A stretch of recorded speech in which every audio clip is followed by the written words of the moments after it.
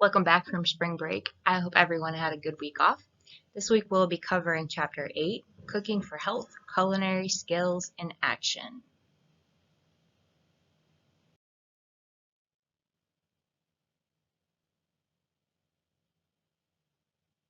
Our objectives for this chapter are to know how cooking and cooking methods affect nutrition, know the difference between the center of the plate concept and the My Plate model, know how to modify and adapt recipes to dietary recommendations, and understand the importance of adopting standardized recipes, and understand how to effectively organize and store recipes so they are accessible to staff.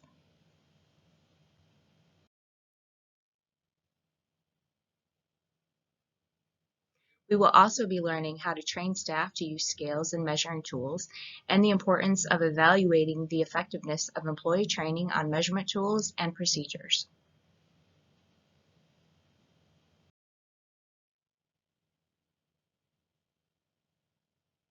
In previous chapters, we have learned that customers are often requesting healthier options.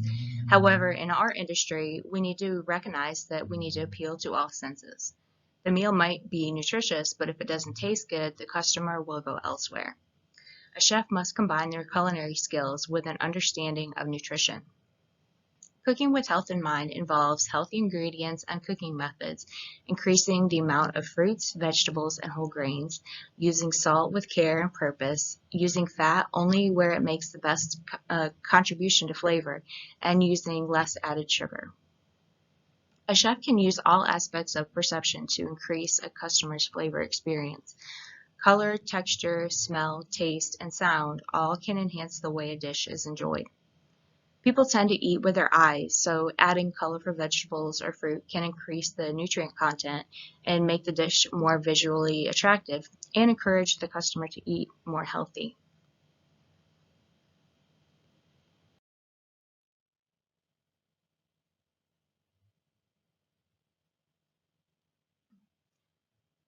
Often with plating, we have the center of the plate concept, which focuses on the main centerpiece items such as meat, poultry, or fish, and the rest of the meal's components accompanying it. This appeals to a lot of people, but it kind of goes against the dietary guidelines. The My Plate model is based on a healthy balanced plate with smaller cuts of meat, more vegetables, fruits, and whole grains. Using the correct plate size and plating food correctly is very important. People often judge portion sizes by how much of the plate the food covers, and if the food covers more of the plate, it is looked at as more of a normal portion size. If it covers less, it looks like a small portion. Adding height, arranging the main item, increasing the amount of vegetables can be ways to make the plate look more visually satisfying.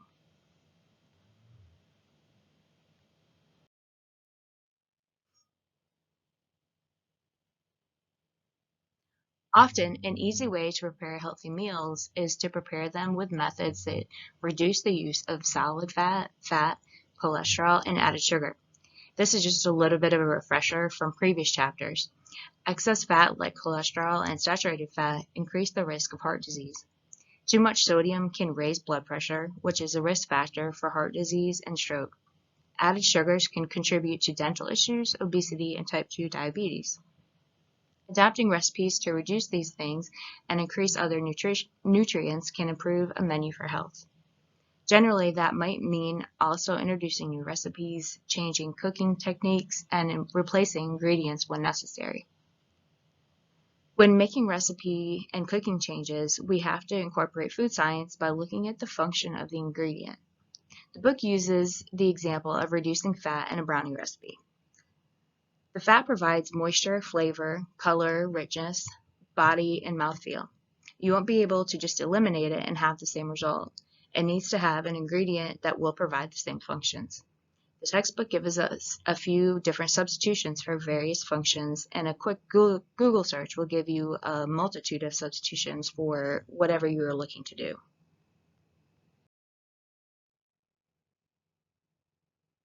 This chart shows some different cooking modifications to help replace methods like deep frying and pan frying. These cooking methods help to reduce fat absorbed while cooking.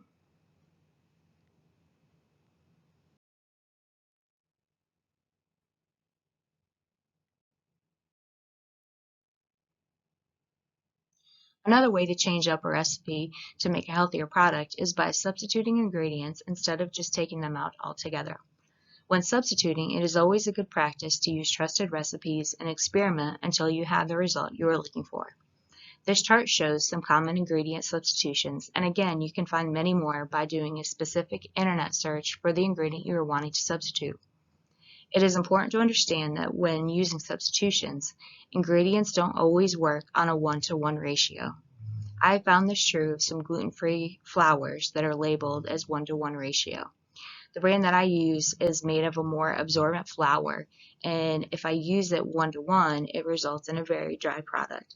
Taste-wise, it is far superior to the others, so cutting my ratio back does the trick, and it saves some on the cost as well. Choosing healthier fats is much easier on the culinary side than in my pastry world. The goal is to lower the saturated fats and trans fatty acids. This can be done by choosing low-fat dairy, lean-cut meats, and products that are partially hydrogenated. This chart lists some recipe substitutions to help lower fat.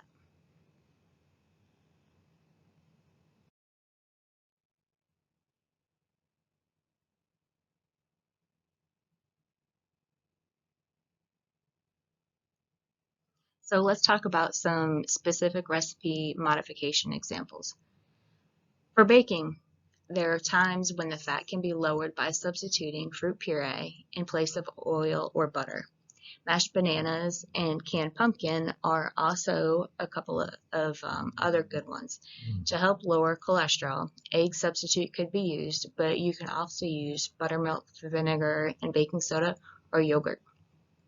Our textbook lists artificial sweeteners for a sugar substitute. However, in my opinion, if a chef were to do this, I would recommend making sure to list it as an ingredient on the menu, as some people are intolerant. For me, artificial sweeteners are my #1 migraine trigger. Some substitutions for soup, sauces, and gravies, a reduction of stock to produce a reduction sauce, a slurry using starch and water or stock to replace roux, a skim stock using less oil in salad dressings and replacing with flavored nut oils, olive oils, or infused oils, using canned evaporated milk in place of heavy cream. When making modifications for meat, choose leaner cuts, trim visible fat, and cook using low-fat cooking techniques.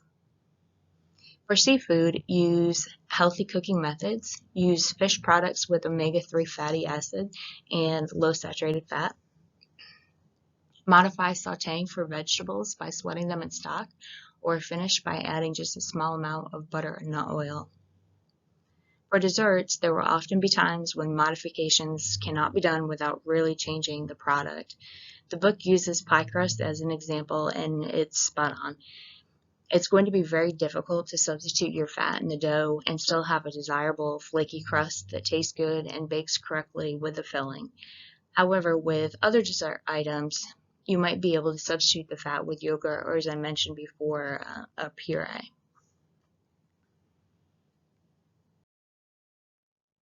In Chapter 6, we talk some about standardized recipes.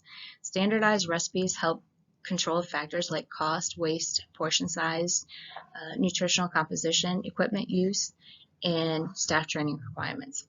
Recipe modifications can become automatic quickly if a recipe is made according to the same standard every time. Recipes must be written in a format that everyone in the operation can follow. After the recipes are standardized, the easiest way for staff to access them is to have them in a computer system or in a location where all the staff can access them.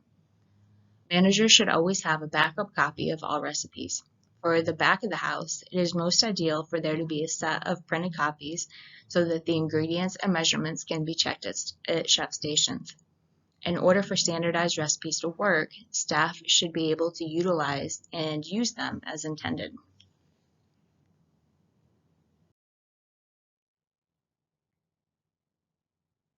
Portion size is a very important aspect of a food operation from the aspect of helping a customer maintain a healthy diet, but also in terms of making recipes correctly and within appropriate food cost. The amount of food that is portioned is going to directly impact the operation's bottom line and impact the accuracy of menu labeling. It is pretty much impossible to work in industry without touching a scale of some type. Some operations might have large floor scales by the dock, and others, like our kitchen at the college, will use table scales. A food service line might have small scales to check portioning of a dish. All scales are central to getting accurate results with standardized recipes.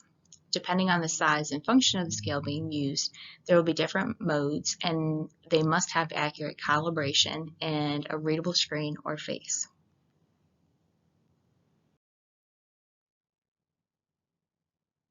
When talking about volumetric measurement, it is important to remember that weighing is generally more accurate for dry ingredients, but above all, follow what the recipe calls for and do any conversions correctly for each specific ingredient.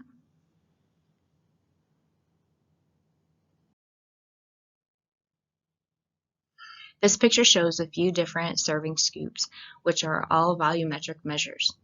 This is a good way to learn portions and portion size, and standardized recipes should include the scoop or spoon size for proper portion. Temperature tools are important for measurement in the industry. We want to make sure food is cooked correctly and achieves the proper yield, and that it isn't overdone or underdone.